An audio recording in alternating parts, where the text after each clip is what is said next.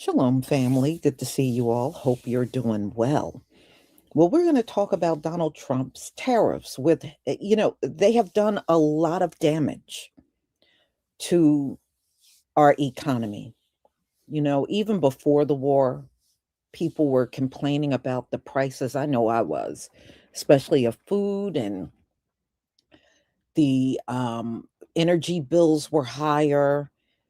And now the gas prices have been badly impacted, and they were a little elevated even before the war. But now there's no going back, y'all. And people are talking about, oh, it probably won't go down until sometime in 2027. I don't believe these prices are going to go down at all. I don't. I mean, if it does, it's going to be for a brief moment and it's going to go back up. And being that you got a president that don't care how high oil goes, it doesn't impact him, so he doesn't care. But it does impact people that rely on their cars and SUVs for transportation. And even if you pay for public transportation, that's going to go up because of what it requires for you to even use public transportation. So, a court has ruled Donald Trump's global tariffs as illegal. So, what have we been paying these high prices for? Why have we been paying all of this?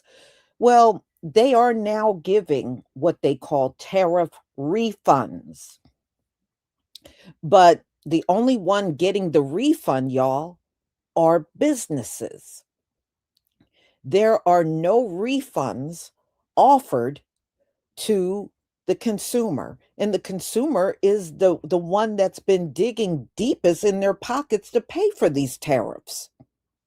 So, as usual, it's always, big business and people that already got money that will benefit, and the ones that are struggling out here that really should be getting something back is the public. And what happened to that $5,000 Doge check, Donald Trump? What happened to that? I thought we were all going to get $5,000 because y'all found all this spending and fraud and everything going on. I know y'all didn't find crap, but this is what you put out there. And, we haven't heard about those $5,000 refund checks since. It was supposed to be a stimulus, remember? Yeah, well, that doesn't exist. It never did. I think that was just to shut the public up. That's all. So, y'all, let me, dark skinned brother, thank you for the three gifted channel memberships. Thank you for that. And thank you for your support. Antithesis, thank you again for your super chat. Alcha supporting. Thank you so much for your support. And dark skinned brother, thank you for the super sticker and your support for my channel. Thank you so much. Yeah, so let's get started, y'all. You know, Donald Trump has done nothing but cost us a lot of unnecessary spending and money. Now, but one business he has completely disrupted, and it has not been the same since, is farming. And we know these are white farmers that had illegals. And, there are stories coming out in New Jersey because a lot of those illegals worked in this state as well. And these farmers are crying for help because everything is about to go under for them. And I don't feel bad because number one, they voted for this. Farmers in this country, white farmers I'm referring to, overwhelmingly voted for Donald Trump. So not only did you vote for the tariffs, you also voted for your workers that were illegal to be deported. So now that you got what you want, now y'all complaining? Why? Y'all, no matter how you look at it, y'all still got opportunities that Black farmers never got. Okay, they never got contracts to work with different nations abroad. They never, but y'all had those opportunities, but they didn't. So when they talk as if we should feel bad for them. I don't. I don't feel bad for y'all. You should have thought about what Donald Trump was saying and realize it was going to impact you, but you thought you were exempt. And they also thought we were coming as soon as the illegals were deported out of here, that we were going to come, and work their farms. We ain't coming and doing that backbreaking work ever again. Our people have paid our dues, and we're not coming under y'all like that anymore, because out on those farms, that's where y'all are abusive. You're abusive, because I even read about stories where y'all were abusive to these illegals, putting your hands on them and everything. So no, nobody is coming to do that backbreaking work while you standing there yapping your mouth and insulting and demeaning people. Those times are over. You are never going to have it like that ever again, for real. So let me go ahead and share my screen. And don't forget to pick up your Botano oil products. They are on sale today and tomorrow, and then the sale will end. Okay.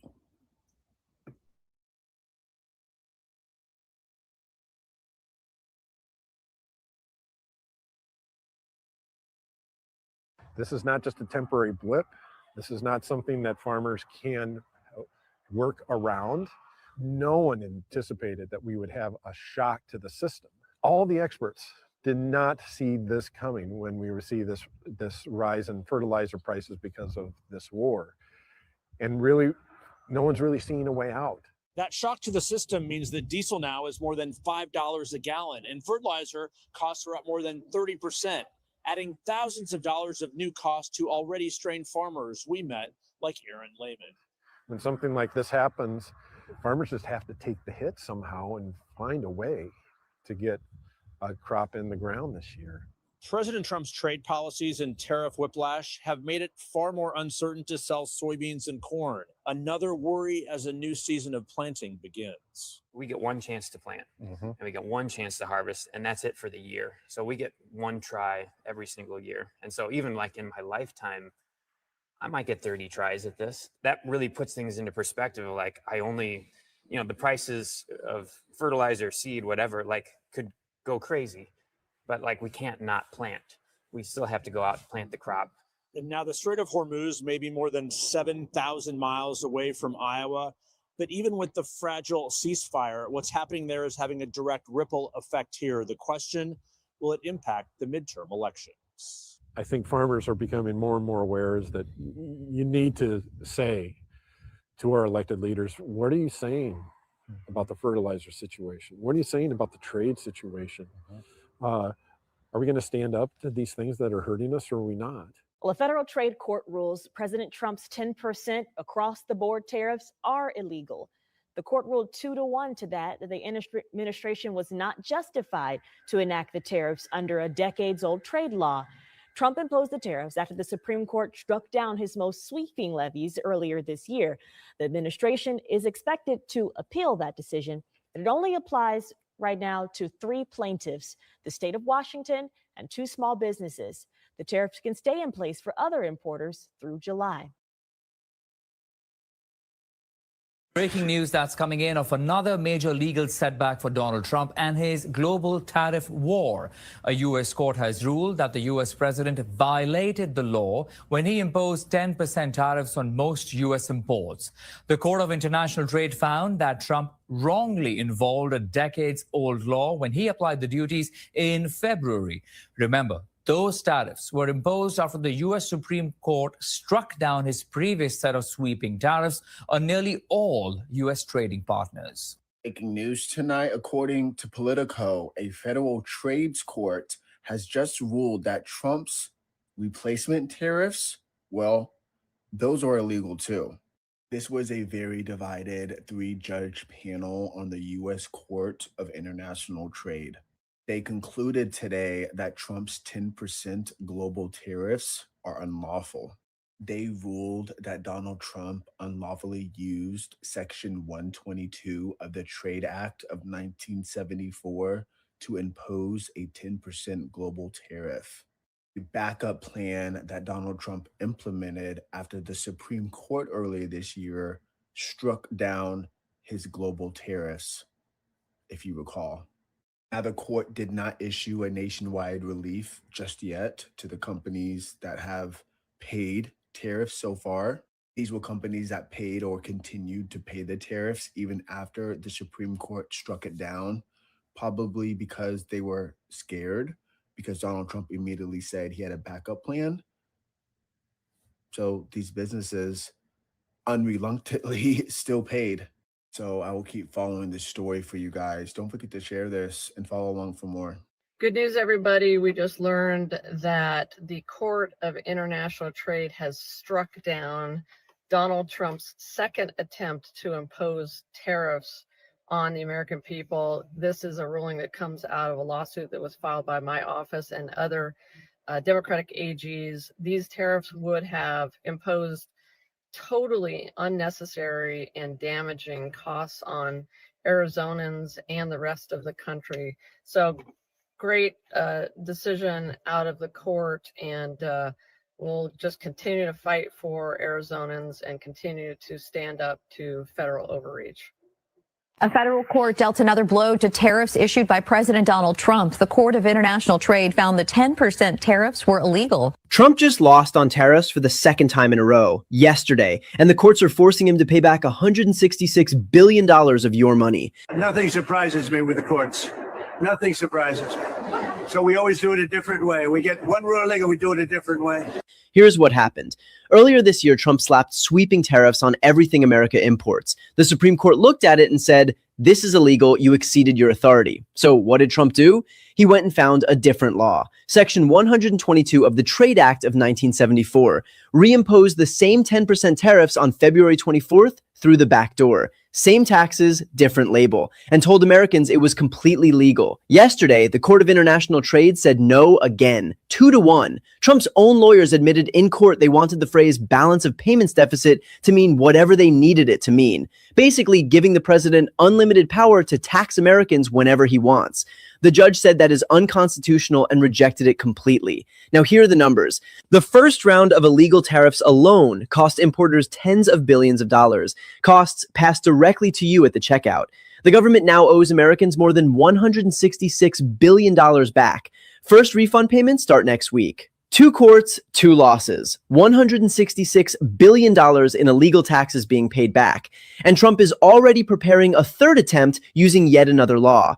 The Supreme Court said no, the trade court said no yesterday, but Trump keeps coming back. Because at the end of the day, this was never about trade policy. This was about one man deciding he had the right to tax 330 million Americans without asking Congress. 2 courts disagree, and the money is coming back. Had an unfortunate ruling out of the Supreme Court, but the good news is I'm able to do it a different way. They said use the other way. There was no reason for that. It was terrible, actually terrible, but it'll have no impact other than I hate to pay people back tariffs, $159 billion. I have to pay them back when a little half sentence, any money taken in to this point does not have to be paid back. We would have saved $159 billion, and I cannot figure it out. How could anybody do that? But they did it. The Trump administration had suffered yet another loss over tariffs, this time a U.S. trade court ruling against the president's attempt to impose new 10% global tariffs, finding they are not justified under a 1970s law. Trump just lost on tariffs again, and this fight is getting bigger. Earlier this year, Trump imposed sweeping tariffs on imported goods. Critics challenged them in court, arguing he exceeded presidential authority. Nothing surprises me with the courts. Nothing surprises me. So we always do it a different way. We get one ruling and we do it a different way. After one legal setback, Trump's team turned to a different law, Section 122 of the Trade Act of 1974, to reimpose a 10% tariff under a new justification. But yesterday, the Court of International Trade ruled against that move in a 2-1 decision. Judges rejected the argument that the president could broadly define a balance of payments deficit to justify tariffs without limits. Now, the economic impact is becoming the center of the debate. Importers say these tariffs raise costs by tens of billions of dollars, with many businesses passing those costs directly to consumers through higher prices. Trump's opponents say this proves the policy was never really about trade. It was about expanding presidential power over the economy without Congress. Trump's allies argue the tariffs are necessary to protect American industries and pressure foreign competitors. 2 major court losses in a row. And reports say Trump's team is already exploring another legal path to bring the tariffs back again. In early July, Canadian Prime Minister Mark Carney confirmed what many had suspected. Canada is moving ahead with a proposed pipeline connecting Alberta's oil fields to the Pacific coast. This east-west pipeline would allow Canadian oil to bypass American refineries entirely, a strategic shift at a time when U.S. tariffs are rising. According to former U.S. Energy Secretary Dan Brouillette, Canada's push is more than economic. It's political. With American refiners buying most of Canada's oil, the country has long been boxed in. This pipeline could change that. But oil isn't the only focus. In British Columbia, LNG Canada has now shipped its first cargo of liquefied natural gas to North Asia. The $40 billion project, the largest private investment in Canadian history, has capacity for 14 million tons annually, and it could double. Suddenly, Canada is no longer just exporting energy to the United States. It's entering the global market. Well, as you know, it addresses 2 key priorities for the Carney government. One, trade diversification, which is the new mantra in response to Trump's tariffs. So it fits into that. It also fits into the other objective of Canada becoming an energy superpower. Why does this matter now? Because nearly 97% of Canada's oil and gas exports still go to the U.S. That's been a long-standing vulnerability. It means lower prices, less production, and no access to rising demand overseas. But LNG is shifting that. Asia now accounts for over 70% of global LNG demand. Countries like Japan, South Korea, and China are looking to cut coal use and need reliable natural gas. Canada, with its Pacific coastline, has a key advantage. A tanker from British Columbia reaches Asia in half the time it takes from the U.S. Gulf Coast. That means Canada can compete and win. If this shift continues, Canada could significantly reduce its reliance on American buyers. And in a trade negotiation, that matters. It changes the power dynamic. Because if Trump continues to use tariffs as pressure, Canada now has an option. Redirect supply away from the U.S., not just in theory, but in real volume. This is no longer a bluff. It's infrastructure in motion. North Asia story. The project comes as Canada looks to diversify its trading relationships outside of the U.S. The United States might be the world's top oil producer with a record 13.4 million barrels per day in July 2025, according to the Energy Information Administration. But production is only one part of the equation. Delivery is another.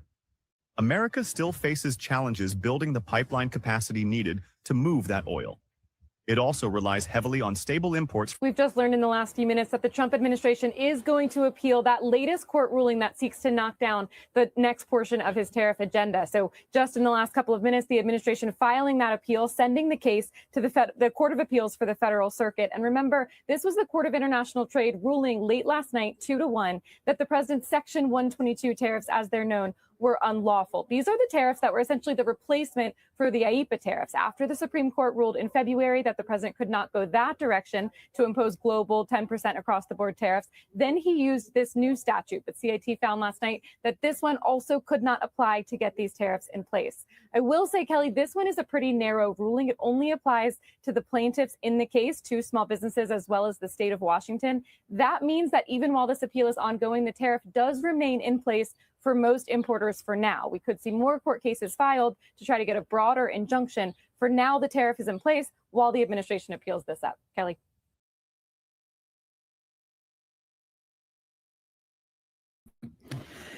All right, y'all. Tariffs seem scammy to me anyway. So, ladies and gentlemen, I'm going to go ahead and conclude. Now, my next live will be at 3:45, and we are going to talk about Donald Trump. You know, he's been taking several trips to Walter Reed, and, you know, the media, as usual, is being quiet about it. So, you know, something he said a few, maybe like a week or so ago, when he was, you remember when he was boasting about his cognitive test?